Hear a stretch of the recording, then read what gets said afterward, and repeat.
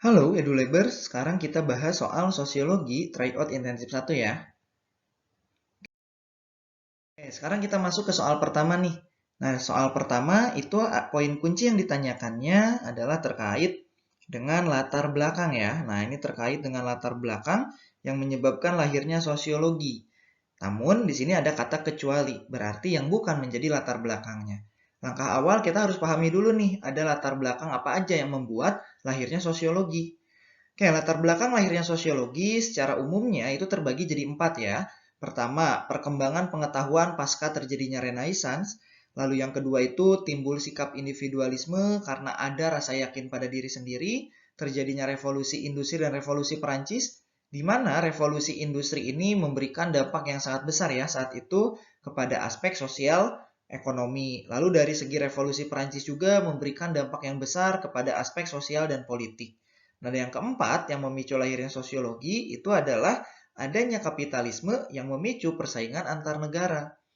Dari 4 latar belakang umum ini menyebabkan terjadinya suatu permasalahan. Nah, apa yang terjadi? Yang terjadi ketika itu lahirlah berbagai masalah yang sebelumnya tidak pernah terjadi. Nah, contoh sederhananya seperti ini. Akibat adanya revolusi industri, itu masyarakat mulai berbondong-bondong melakukan urbanisasi dari daerah menuju ke perkotaan-perkotaan. Nah, di Inggris ketika itu menyebabkan terjadinya pemukiman-pemukiman kumuh dan juga menyebabkan banyak terjadinya pengangguran dan juga ada buruh di bawah umur dan lain sebagainya. Yang intinya adanya 4 poin tadi itu menyebabkan lahirnya berbagai permasalahan yang sebelumnya tidak ada. Nah, karena masalah itu sebelumnya tidak ada, sehingga ilmu yang telah ada dianggap tidak mampu untuk mengatasi permasalahan-permasalahan yang baru. Oleh karenanya diperlukan ilmu baru yang khusus mempelajari masyarakat. Nah, berangkat dari latar belakang itu, maka lahirlah yang namanya sosiologi, di mana Auguste Comte itu mencetuskan sosiologi dalam bukunya yang berjudul The Course of Philosophy Positive. Nah, berdasarkan penjelasan tadi, kira-kira mana nih berarti yang tidak termasuk latar belakang lahirnya sosiologi? Nah, sudah jelas ya, jawabannya itu adalah yang opsi E, meletusnya berbagai kekacauan ketika revolusi Bolshevik. Revolusi Bolshevik sendiri itu kan baru terjadi tahun 1917, sedangkan sosiologi sudah lahir dari tahun 1800-an. Kayak itu ya untuk penjelasan soal nomor 1. Oke, sekarang kita lanjut ke soal nomor 2 ya. Soal nomor 2 ini yang ditanyakan ya, kita cari dulu poin kuncinya. Ada Emil Durkheim, lalu yang kedua itu ada solidaritas mekanik, lalu ada juga solidaritas organik, dan yang ditanya adalah karyanya. Nah, kalau kita simpulkan berarti karya dari Emil Durkheim yang menjelaskan tentang solidaritas mekanik dan organik itu berjudul apa? Nah, itu kita yang menjadi poin pertanyaannya. Oke, nah ini adalah tokoh yang disebut dengan Emil Durkheim. Nah, karyanya ini ada banyak ya, tapi kita sebutkan beberapa karya yang sangat fenomenalnya saja. Yang pertama itu adalah The Rules of Sociological Method. Nah, The Rule of Sociological Method ini itu adalah karya Emil Durkheim yang menjelaskan tentang metodologi sosiologi dan juga terkait dengan teori fakta sosial. Lalu yang kedua itu ada teori suicide ya. Nah, ini karyanya juga suicide, itu tentang teori bunuh diri. Lalu yang ketiga itu ada The Division of Labor in Society. Nah, The Division of Labor in Society ini adalah judul dari karya Emil yang menjelaskan tentang pembagian masyarakat itu menjadi solidaritas sosial yang di dalamnya ada solidaritas mekanik dan ada solidaritas organik. Nah, itu yang ketiga. Lalu yang keempat, karyanya itu adalah The Elementary Form of the Religious Life ya. Kalau ini adalah pandangan Emil terhadap agama. Nah, berarti yang mana nih jawabannya? Nah, berdasarkan penjelasan tadi, maka jawabannya itu adalah yang opsi C, The Division of Labor in Society. Nah, coba kita sedikit singgung ya. Kalau yang A itu The Course of Philosophy Positive, itu adalah karyanya Auguste Comte. Kalau yang B, The Protestant Ethic and Spirit of Capitalism, ini adalah karyanya Max Weber, gitu ya. Lalu yang D, The Communist Manifesto. Nah, kalau The Communist Manifesto ini Karl Marx. Sedangkan yang E, The Rule of Sociological Method, ini juga sama adalah Emil Durkheim, namun ini bukan menjelaskan tentang solidaritas sosial. Ya, maka jawabannya itu adalah yang opsi C. Oke, sekarang kita lanjut ke soal nomor 3. Nah, soal nomor 3 ini terkait dengan teori ya, terkait dengan teori juga khususnya. Nah, kata kuncinya di sini. Perilaku yang termasuk teori netralisasi. Nah, teori netralisasi sendiri ini disampaikan oleh Sykes and Mazza ya. Nah, sebetulnya apa sih yang disebut dengan teori netralisasi? Oke, kita bahas dulu. Teori netralisasi itu adalah suatu teori yang dikemukakan oleh Sykes and Mazza dalam judul bukunya Techniques of Neutralization, A Theory of Delinquency. Inti dari teori netralisasi ini adalah menyatakan bahwa pelaku penyimpangan gitu ya, jadi orang yang melakukan tindakan menyimpang itu akan cenderung melakukan pembenaran terhadap apa yang dia lakukan. Nah, pembenaran di sini bisa dengan alasan karena latar belakang keluarganya, karena lingkungannya, ataupun hal lainnya. Yang intinya, orang yang melakukan penyimpangan akan berusaha semaksimal mungkin untuk membuat seolah-olah perilaku mereka itu menjadi hal yang tidak menyimpang. Nah, kira-kira yang mana nih jawabannya? Nah, jawabannya itu adalah yang opsi B. Citra yang menjadi pekerja seks komersial. Nah, menjadi pekerja seks komersial itu kan suatu perilaku yang menyimpang. Nah, namun di sini Citra membenarkan atau beralasan bahwa dia terpaksa melakukan hal tersebut. Kenapa? Sebab untuk memenuhi kebutuhan hidup beserta keluarganya. Nah, di sini terlihat ya perilaku menyimpangnya itu menjadi pekerja seks komersial dan yang membuat seolah-olah itu menjadi hal yang diperbolehkan karena ada alasan untuk memenuhi kebutuhan hidup. Nah, itu yang disebut dengan teori netralisasi. Oke, sekarang kita lanjut ya ke soal nomor 4 nih. Nah, soal nomor 4 kita langsung cari dulu nih poin inti yang ditanyakannya apa. Nah, di sini yang menjadi inti pertanyaannya itu adalah kamu diminta untuk menggambarkan karakteristik sosiologi. Nah, karakteristik sosiologi itu kan ada banyak nih. Khususnya kamu itu diminta untuk menggambarkan yang ada di dalam teks itu menunjukkan karakteristik sosiologi apa. Nah, di dalam teks kan dikatakan nih bahwa teori konflik itu berkembang sebagai reaksi atas teori fungsionalis. Terus juga sebetulnya teori konflik itu berakar dari tradisi Marxian. Nah, dari sini kan menggambarkan bahwa yang namanya suatu teori itu tidak mutlak sebab akan berkembang dari teori lainnya atau juga akan melahirkan teori lainnya. Nah, kira-kira itu menggambarkan karakteristik sosiologi apa sih? Nah, berarti langkah awal kita pahami dulu ya, ada karakteristik sosiologi itu apa aja. Nah, karakteristik sosiologi itu ada 4. Yang pertama itu adalah empiris. Yang dimaksud empiris itu tidak bersifat spekulatif, karena dalam sosiologi apa yang dikatakan atau pernyataannya itu harus berdasarkan kepada hasil observasi atau pengamatan di lapangan. Lalu yang kedua itu ada teoritis. Kalau teoritis ini dari hasil observasi yang kita lakukan tadi, itu diharapkan akan menghasilkan yang namanya abstraksi atau kesimpulan. Ya. Nah, dan dari teori yang kita dapatkan atau kesimpulan yang kita dapatkan tadi, itu nantinya ciri yang ketiganya ada kumulatif, bahwa kesimpulan atau teori yang kita hasilkan itu tidak mutlak atau tidak tetap. Sebab hasil atau teori yang kita dapatkan itu akan selalu mengalami perkembangan. Perkembangan di sini dapat dimaksud dengan lebih baik dari teori sebelumnya, melengkapi gitu kan, atau juga bisa nih menyanggah teori sebelumnya. Nah, itu yang disebut dengan kumulatif. Sehingga jangan heran ya kalau dalam sosiologi ketika kita membahas suatu fenomena, itu dapat dikaji dari berbagai teori atau sudut pandang. Ya karena ciri khas dari sosiologi sendiri itu adalah kumulatif. Dan yang keempat itu non-etis. Kalau non-etis ini dalam sosiologi kita tidak mempermasalahkan tentang baik atau buruk. Tapi yang dikaji dalam sosiologi itu terkait dengan kenapa suatu fenomena dapat terjadi, dampaknya apa, dan lain sebagainya. Nah, berdasarkan penjelasan tersebut, kira-kira mana nih yang menggambarkan karakteristik sosiologi yang ada di dalam soal? Nah, jawabannya itu adalah yang opsi D, yakni kumulatif. Sebab kan sudah dinyatakan teori konflik berkembang dari atas reaksi fungsional, terus juga punya dasar dari Marxian. Nah, itu kan menunjukkan mengalami perkembangan terus-menerus. Ya. Oke, itu untuk soal nomor 4. Nah, sekarang kita lanjut ke soal nomor 5 nih. Soal nomor 5 ini yang ditanyakan itu adalah terkait dengan teknik sampling nih ya. Kita fokus langsung ke pertanyaannya dulu. Nah, yang ditanyakan itu adalah teknik sampling. Nah, terus yang diminta itu adalah nih non-probability sampling. Oke, berarti kira-kira yang ada di dalam soal itu menggambarkan teknik sampling non-probability yang mana nih jenisnya. Nah, berarti kamu harus memahami dulu ada jenis teknik sampling apa saja sih dalam non-probability ini. Oke, yang pertama, dalam non-probability sampling itu terdapat yang namanya kuota sampling. Kalau kuota sampling ini adalah cara menentukan sampling dengan mendasarkan kepada proporsi ciri-ciri tertentu secara adil.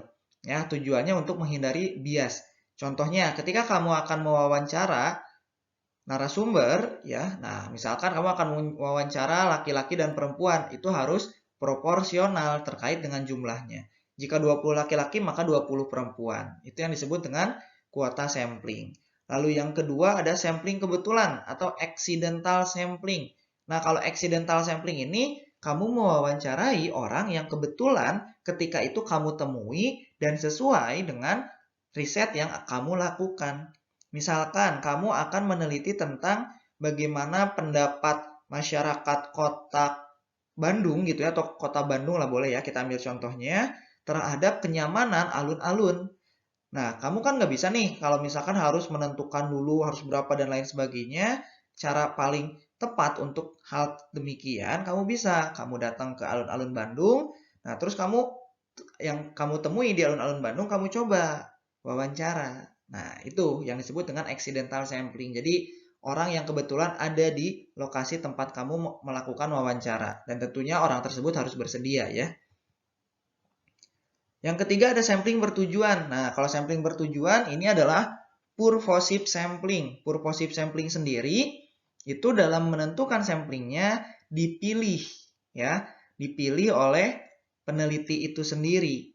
Nah, kenapa? Karena kan peneliti memiliki kriteria tertentu yang dibutuhkan untuk penelitian dia. Misalkan ketika akan mewawancarai atau ingin mengetahui eksistensi makanan tradisional di era modern saat ini, nah berarti kan kamu bisa wawancaranya siapa tuh? Karena nggak semua orang bisa diwawancara ya untuk hal demikian. Yang sesuai itu adalah para pembuat kue-kue tradisional. Kenapa? Karena kan mereka akan tahu gitu dengan kita mewawancarai mereka, kita bisa tahu apakah masih banyak pesanan dan lain sebagainya. Nah, itu yang ketiga. Yang keempat itu adalah sampling snowball atau bola salju. Nah, kalau sampling bola salju di sini, ini biasanya dilakukan ketika peneliti tidak mengetahui siapa saja yang dapat menjadi narasumbernya atau sampelnya. Sehingga yang dia lakukan adalah mewawancarai dulu satu orang yang dia ketahui. Setelah itu dia bertanya kepada orang tersebut, kira-kira ada nggak sih responden lain yang dapat diwawancara? Nah, terus setelah dilakukan demikian secara berulang. Jadi dari wawancara responden 1 memberikan rekomendasi ke responden 2 nanti memberikan rekomendasi lagi dan seterusnya. Itu yang disebut dengan snowball sampling. Nah, sekarang coba kita analisis. Di dalam soal itu dikatakan bahwa seorang mahasiswi akan melakukan penelitian akhir terkait dengan kepemimpinan. Nah, di sini ada kata kuncinya, Pina gitu ya. Pina memilih mewawancarai pihak-pihak yang ia anggap berkaitan dengan penelitiannya. Nah, lalu di sini juga disebut kepala sekolah, guru, dan siswa. Nah, berarti dari situ dapat kita tarik kesimpulan bahwa Vina ini dalam menentukan sampelnya dia memilih orang-orang berdasarkan kriteria yang dia butuhkan. Sehingga jawaban yang tepatnya yang mana nih? Jawaban yang tepatnya itu adalah yang opsi A ya, purposive sampling. Nah, itu untuk soal nomor 5.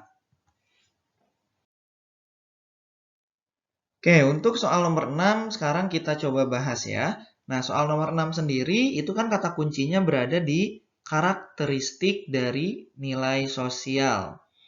Nah, sebelum kita menganalisis ilustrasi soalnya, kita harus pahami dulu ada karakteristik apa aja sih dari nilai sosial.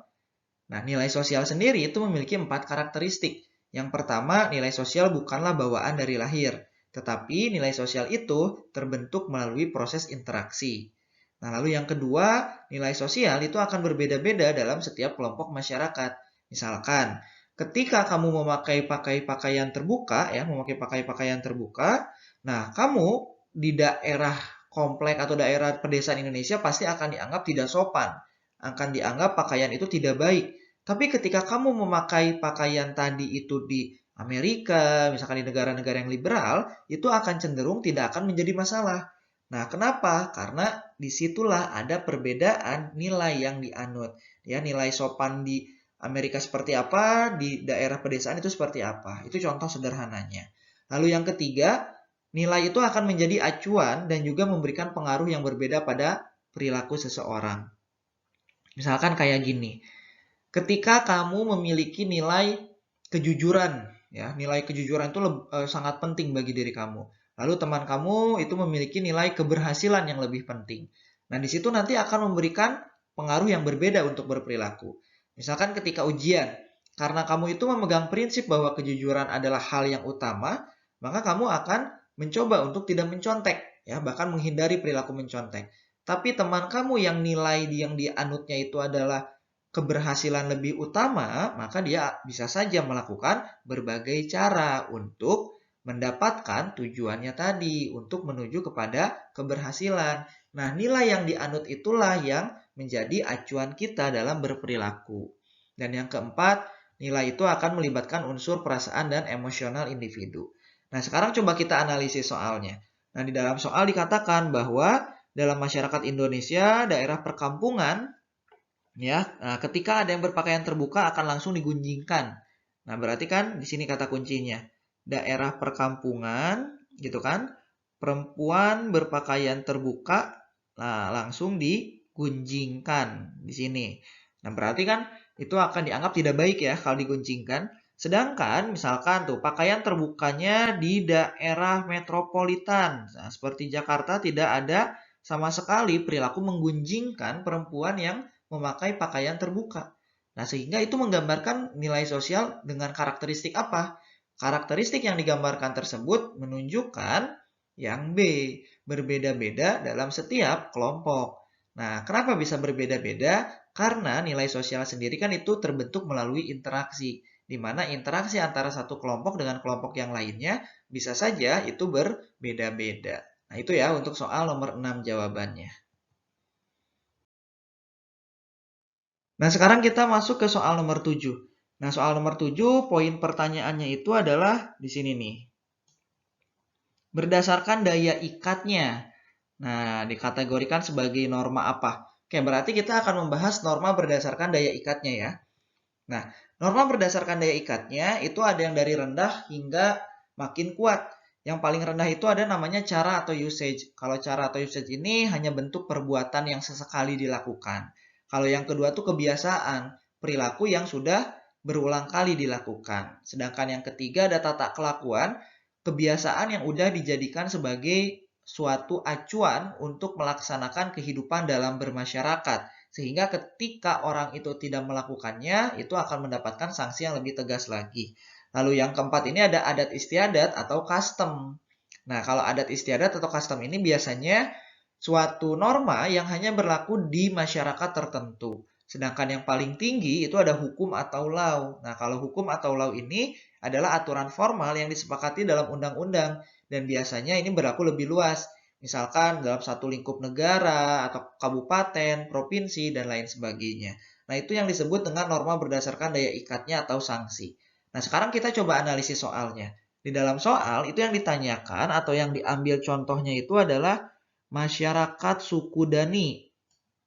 Ya, masyarakat suku Dani ini mereka itu melakukan, wah ini nih, ada namanya pemotongan jari melambangkan kepedihan ya. Nah, ini menggambarkan kepedihan dan juga sakitnya bila kehilangan anggota keluarga.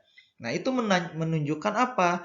Menunjukkan adanya suatu aturan, bahwa menunjukkan adanya suatu keharusan atau tradisi ketika ada orang terdekatnya yang meninggal, maka anggota keluarganya harus memotong jarinya. Itu kan bisa dikatakan sebagai bisa dikatakan sebagai aturan ya, aturan dalam menjalani kehidupan masyarakat suku Dani. Sehingga jawabannya yang tepat yang mana nih?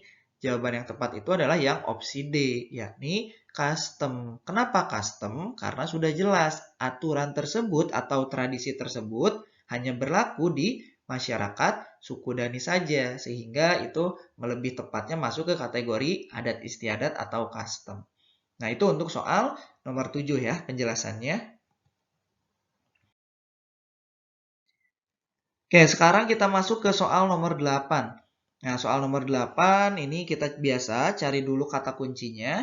Nah, kata kuncinya itu atau poin pertanyaannya adalah ini, faktor pendorong interaksi. Nah, seperti biasa kalau sosiologi itu tidak akan jauh dari yang namanya menganalisis studi kasus. Nah, berarti kan kita harus paham dulu dasarnya adalah faktor pendorong interaksi. Faktor pendorong interaksi itu ada apa aja sih? Oke, yang pertama itu ada imitasi. Imitasi ini adalah perilaku meniru, ya. Nah, yang kedua itu ada identifikasi. Kalau yang imitasi itu meniru, kalau identifikasi ini lebih kepada ingin menyerupai atau menjadi mirip dengan orang yang dia sukai atau dia kagumi. Yang ketiga itu ada sugesti. Kalau sugesti ini adalah orang yang melakukan sesuatu karena dia itu terpengaruh oleh hal yang bahkan tidak masuk akal. Ya, biasanya ini ya contoh sederhananya kayak gini. Misalkan kalau sugesti itu kamu datang ke mall, nah terus kamu ditawari bahwa ketika memakai sabun muka ini akan kinclong dan lain sebagainya. Nah, kamu tiba-tiba terpengaruh akhirnya membeli sabun muka tadi. Nah, itu dinamakan sugesti. Jadi kalau sugesti itu terpengaruh atas karena ada hal yang tidak rasional, yang belum tentu terbukti kebenarannya.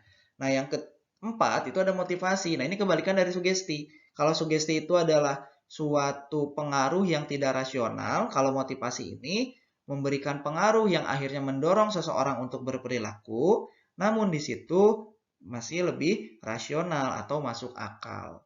Yang kelima ada simpati. Kalau simpati ini menekankannya itu kepada perilaku yang muncul karena ada rasa tertarik. Ya, karena ada rasa tertarik kepada orang lain.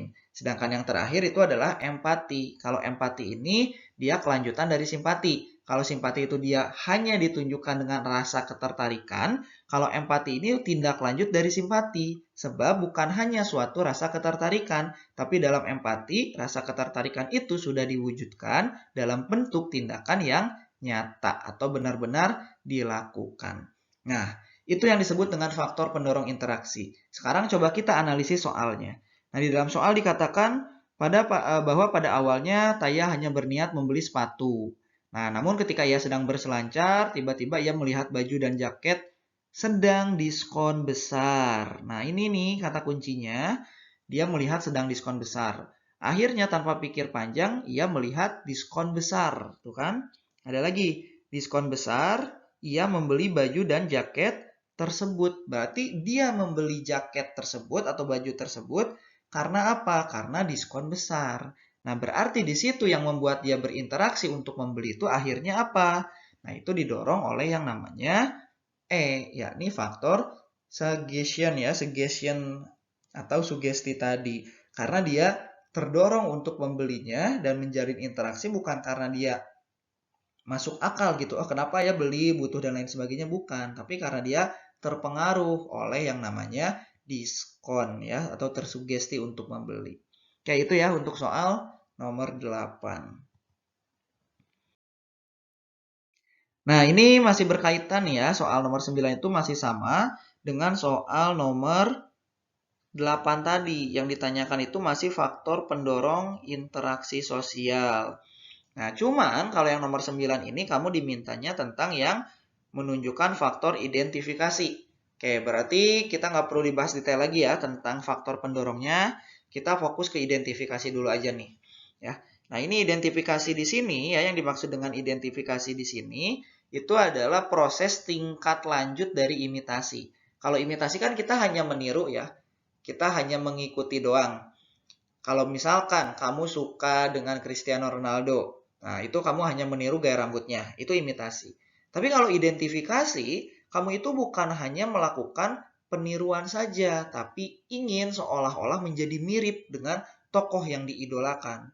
Bisa dari segi penampilannya, dari segi bermainnya, dari perilakunya, dan lain sebagainya. Bahkan tingkatan ekstrim dari identifikasi ini, seseorang itu mengubah dirinya menjadi yang dia kagumi tadi. Karena tadi kata kuncinya, kalau identifikasi itu kata kuncinya di sini menjadi mirip ya.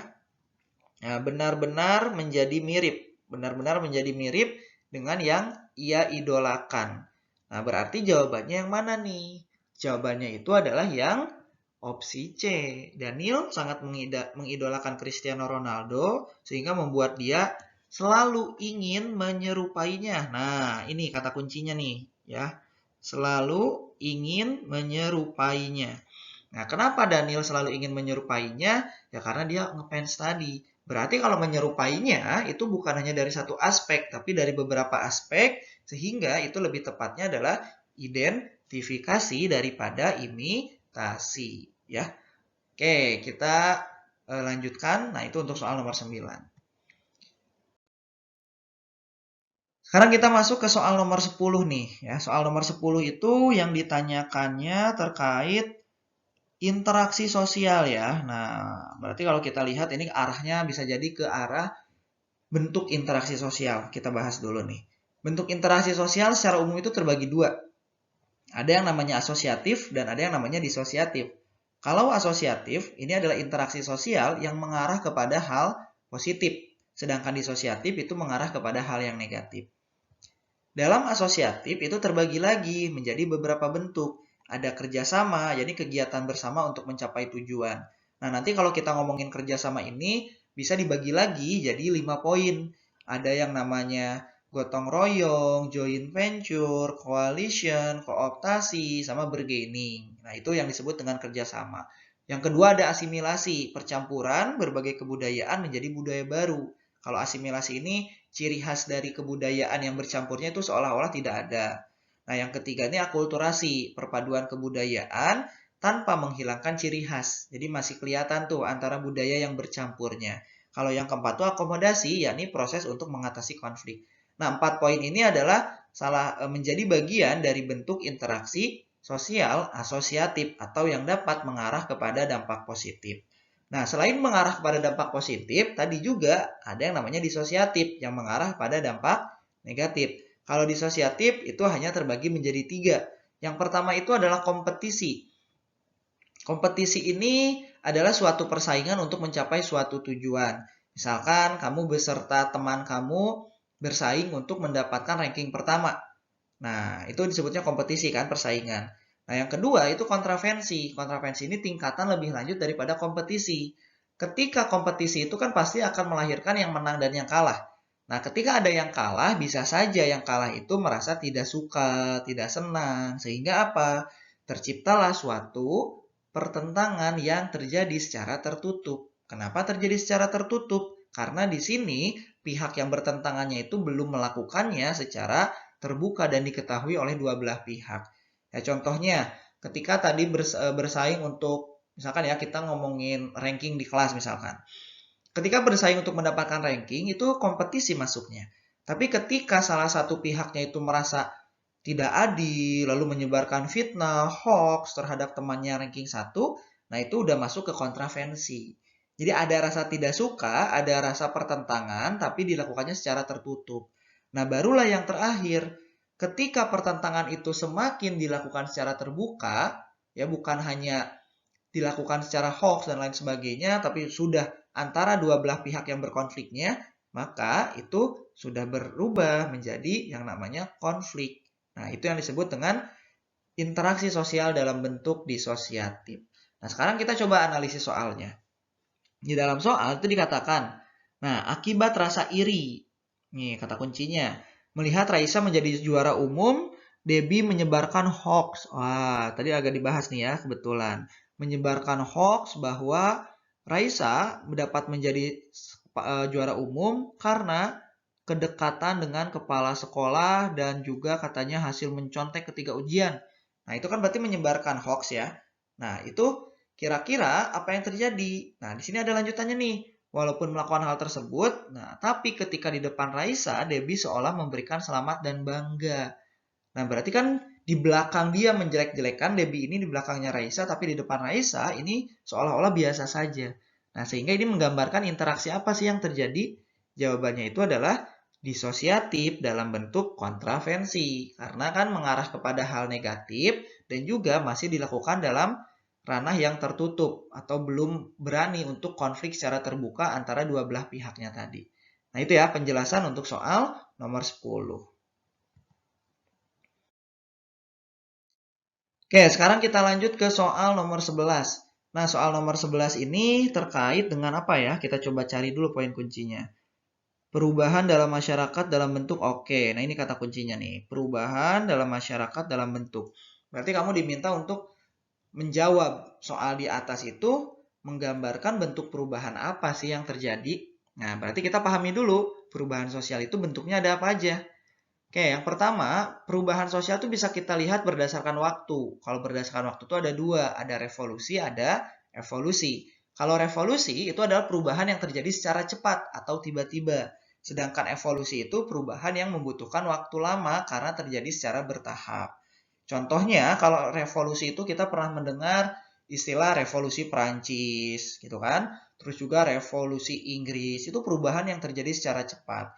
Atau misalkan kamu punya teman, dia ketika tren K-pop, dia ikutan K-pop. Ketika tren Jepang, dia ikutan tren Jepang. Ketika tren lagi barat, dia ikutan tren barat. Dia dengan mudah berubah-ubah, itu juga termasuk perubahan revolusi. Kalau yang kedua itu kan tadi, evolusi, membutuhkan waktu lama karena bertahap. Contohnya itu adalah perkembangan alat komunikasi, handphone, dan lain sebagainya. Itu kalau dilihat dari waktu. Yang kedua, ini berdasarkan ukuran. Kalau ukuran itu ada kecil, ada besar. Kalau kecil, ini hanya berpengaruh pada minoritas masyarakat. Sedangkan kalau besar, ini akan berpengaruh pada mayoritas masyarakat. Nah, kalau kecil ini misalkan perubahan tren fashion. Nah, kalau perubahan tren fashion itu biasanya hanya akan terjadi dalam kelompok-kelompok tertentu saja. Nah, kalau yang besar apa? Yang besar itu contohnya COVID-19 yang saat ini kita rasakan. Nah, itu berdasarkan ukuran.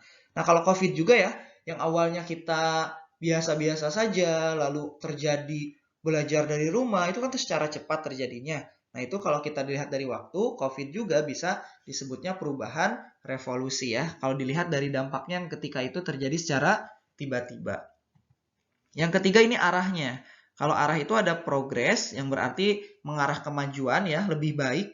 Dan ada regres. Kalau regres ini apa? Mengarah pada kemunduran atau menjadi lebih jelek dari kondisi sebelumnya. Lalu yang keempat itu ada berdasarkan sudut pandang nih. Nah, ini ada dua istilah ya kalau sudut pandang itu. Ada yang menyebutnya dikehendaki, tapi ada juga yang menyebutnya direncanakan. Nah, apa yang dimaksud dengan dikehendaki atau direncanakan? Jadi perubahan yang terjadi itu memang diharapkan oleh masyarakat, diinginkan oleh masyarakat, sehingga oleh masyarakatnya sendiri diupayakan agar terjadi. Nah, kalau yang kedua ini tidak dikehendaki atau tidak direncanakan. Nah, berarti kalau ini tuh yang tidak diharapkan untuk terjadi oleh masyarakat dan ketika terjadi biasanya akan menimbulkan berbagai permasalahan. Dan bentuk yang terakhir bisa kita lihat berdasarkan sifatnya. Kalau berdasarkan sifatnya itu ada struktural. Kalau struktural itu satu hal yang mengalami perubahan itu akan mengubah hal lainnya. Nah, kalau yang kedua itu proses. Kalau proses itu perubahan yang bukan untuk mengubah keseluruhan, tapi hanya untuk memperbaiki tujuan. Nah, sekarang coba kita analisis kira-kira di dalam soal ini menggambarkan perubahan sosial yang mana aja nih. Oke, coba kita lihat ya. Zaman dahulu ketika manusia akan bepergian, mereka harus melakukannya dengan berjalan kaki, lalu berkembang menggunakan kereta roda. Nah, berarti kata kuncinya di sini. Dari berjalan kaki, nah terus menggunakan kereta roda gitu kan. Nah, kereta roda yang menempatkan hewan layaknya kuda atau sapi. Nah, terus ada juga nih akhirnya manusia menjadi lebih beragam menggunakan, berubah lagi menggunakan mobil, motor, pesawat, kapal laut, atau kereta. Nah, itu sebetulnya menjadi kata kunci. Nah, berarti kata kuncinya apa nih? Nah, di sini pertama itu bersifat evolusi. Kenapa evolusi? Karena perkembangannya terjadi secara tahapan demi tahapan. Lalu yang kedua, ya di sini dibahasnya adalah terkait dengan manusia ya, ketika zaman dahulu ketika manusia, berarti ini adalah dalam lingkup yang besar karena bukan hanya golongan tertentu. Berarti evolusi besar. Ini mengarah kepada hal yang positif. Nah, berarti ini adalah progres dan juga ini diharapkan terjadi oleh masyarakat. Sehingga jawaban yang tepatnya mana? Nah, jawaban yang tepatnya itu adalah yang opsi D ya. Progres, evolusi, besar, dan dikehendaki. Nah, itu ya untuk soal nomor 11. Oke, sekarang kita lanjut ke soal nomor 12 nih. Kalau soal nomor 12 yang ditanyakannya itu adalah karakteristik dari kearifan lokal. Nah, tapi kata kuncinya yang tidak termasuk. Nah, kita pahami dulu karakteristik dari kearifan lokal itu ada apa aja sih? Oke, karakteristik dari kearifan lokal itu ada 5. Memberi arah perkembangan budaya, alat kontrol sosial masyarakat, pertahanan terhadap budaya yang tidak sesuai, alat akomodasi budaya luar, dan yang terakhir adalah pemersatu kebudayaan masyarakat. Sehingga yang tidak termasuk yang mana nih? Nah, jawabannya itu adalah yang opsi C, instrumen guna menumbuhkan semangat Chauvinisme. Chauvinisme ini justru cenderung hal yang negatif ya. Sedangkan kearifan lokal kalau lihat dari karakteristiknya itu memberikan dampak yang positif. Oke, itu untuk soal nomor 12. Oke, kita sekarang ke soal nomor 13. Nah, soal nomor 13 ini terkait dengan dampak negatif globalisasi. Nah, ya, ada banyak sih dampak negatif globalisasi, cuman di sini kita akan bahas beberapa aja ya. Oke, kita bahas tentang paham yang semakin berkembang oleh globalisasi. Jadi, karena ada globalisasi, paham ini semakin berkembang. Nah, itu maksudnya. Yang pertama ada sekuler. Sekuler itu adalah suatu paham yang memisahkan antara urusan agama dengan urusan pemerintahan. Jadi agama itu hanya menjadi keperluan dari individu seorang saja. Pemerintah nggak punya hak untuk ikut campur. Yang kedua tuh liberalisme. Kalau liberalisme ini menekankan kepada paham kebebasan individu yang harus dijamin oleh pemerintah. Dan kebebasan tersebut hanya boleh dibatasi oleh yang namanya aturan. Yang ketiga itu konsumerisme. Nah, kalau konsumerisme ini kata kuncinya di sini aja nih kalian kalau misalkan konsep apa konsumerisme. Dia itu kalau beli sesuatu atas dasar keinginan gitu kan tanpa melihat nilai guna atau kebutuhan yakni need. Jadi kalau kalian itu beli sesuatu karena ingin bukan karena butuh, itu bisa disebut konsumerisme. Lalu yang keempat tuh ada hedonisme. Nah, kalau hedonisme ini kadang sering dianggap hedon dengan konsumtif itu sama ya. Tapi sebetulnya kalau hedonisme itu lebih luas lagi. Konsumerisme bisa saja hanya menjadi salah satu bagian kecil dari yang namanya hedonisme. Sebab hedonisme itu adalah suatu paham yang menganggap bahwa kesenangan dan kenikmatan duniawi itu adalah hal yang utama. Jadi dalam hidupnya mereka itu hanya akan mengejar atau berusaha untuk mendekatkan diri kepada hal-hal yang menyenangkan. Yang kelima ini adalah materialisme. Nah, kalau materialisme ini kata kuncinya dia itu menganggap bahwa hal yang berwujud atau hal yang memiliki suatu nilai itu adalah hal yang paling penting. Nah, karena dia menganggap hal yang berwujud itu sebagai hal utama dalam kehidupannya, nah membuat dia mengesampingkan hal-hal dalam aspek lainnya yang non material. Misalkan dia terlalu fokus bekerja gitu kan untuk membeli mobil, membeli jam tangan mewah dan lain sebagainya yang pada akhirnya membuat dia lupa akan keluarga, lupa untuk ibadah, lupa untuk bersosialisasi. Karena menurut orang tersebut yang paling penting adalah hal-hal yang berwujud atau berbentuk tadi. Nah, kita sekarang coba ke soal. Di dalam soal itu kan kata kuncinya, ya mana kata kuncinya nih? Adanya globalisasi mampu menyediakan barang kebutuhan masyarakat secara mudah. Banyak barang luar negeri harga murah didapatkan dengan diskon yang menggiurkan. Nah, berarti kan di sini nih disertai diskon yang menggiurkan, gitu kan? Hal tersebut pada akhirnya membuat masyarakat terlena membeli sesuatu. Nah, ini masyarakat membeli sesuatu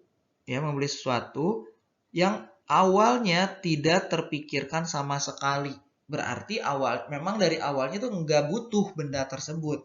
Tapi karena melihat diskon, karena melihat kemudahan transaksi, akhirnya mereka membeli produk tersebut. Nah, sehingga ini lebih tepatnya yang mana nih? Nah, lebih tepatnya itu adalah yang opsi E, yakni konsumerisme. Sebab proses transaksinya atau pembeliannya itu dilakukan bukan karena dia butuh, tapi karena dia ingin atau tergoda oleh diskon tadi. Nah, itu ya yang menjadi jawaban untuk soal nomor 13.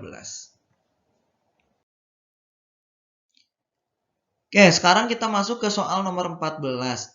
Nah, soal nomor 14 ini lebih kepada soal cerita ya. Atau bisa juga analisis sih, analisis yang lebih sulit. Nah, ini karena hots banget nih di sini ada C6. Katanya melalui pendidikan seorang individu dapat meningkat status sosial, tetapi permasalahannya masyarakat yang tinggal di kota memang lebih mudah, tapi masyarakat yang tinggal di daerah itu sangat terbatas dengan akses pendidikan yang berkualitas. Nah, hal tersebut bisa menyebabkan terjadinya apa sih?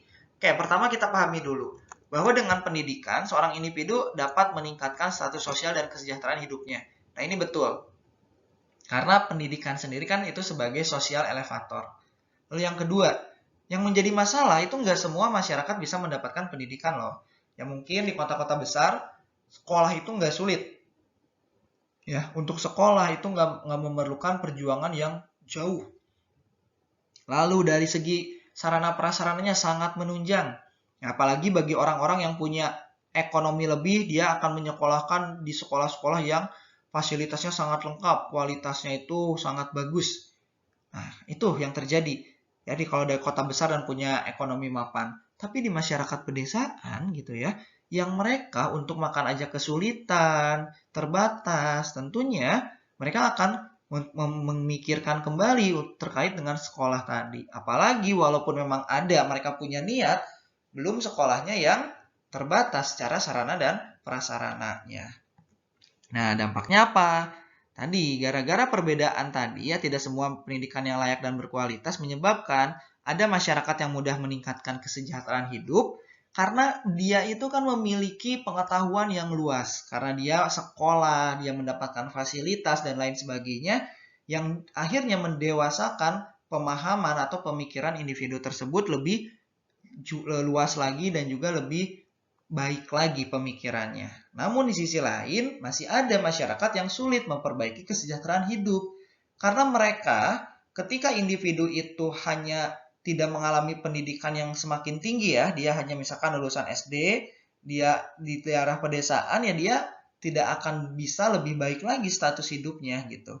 Namun ketika dia berasal dari desa lalu dia lulus sarjana, nah itu kan membuka kesempatan untuk memperbaiki kondisi kesejahteraan hidupnya. Sebab dengan dia lulus S1 tadi lebih terbuka lebar peluang bekerja yang lebih layak lagi. Nah, kalau hal ini dibiarkan, maka yang terakhir itu bisa memicu terjadinya ketimpangan sosial. Masyarakat kota semakin baik, masyarakat di pedesaan yang tertinggal akan semakin tertinggal. Nah, sehingga jawaban yang tepatnya yang mana nih? Jawaban yang tepatnya itu adalah yang opsi B ya. Ketika masalah yang ada di dalam soal itu dibiarkan akan melahirkan apa? Ketimpangan sosial karena masyarakat di daerah sulit untuk mendapatkan pekerjaan yang layak sehingga meningkatkan kesejahteraan hidup pun akan mengalami kesulitan. Nah, itu untuk soal nomor 14. Oke, sekarang kita ke soal terakhir. Soal terakhir ini tentang apa nih? Kita bahas fungsi lembaga pendidikan. Ya, berarti kita ngomongin fungsi lembaga sosial ya. Sebetulnya fungsi lembaga sosial itu secara umum kan ada dua. Ada fungsi manifest, ada fungsi laten. Nah, berarti kita bahas itu juga nih dalam fungsi lembaga pendidikan. Oke, pertama fungsi manifest dulu. Fungsi manifest itu adalah fungsi yang disadari, diakui, dan menjadi tujuan utama. Atau menjadi hal yang benar-benar ingin dikejar. Contohnya, kenapa ada lembaga pendidikan itu kan untuk membantu individu mengembangkan potensi, mempersiapkan individu terjun ke dunia kerja, melestarikan kebudayaan bangsa, dan lain-lain. Itu adalah fungsi manifest. Fungsi yang nyata yang semua orang mengetahui dan mengakuinya sebagai fungsi lembaga pendidikan.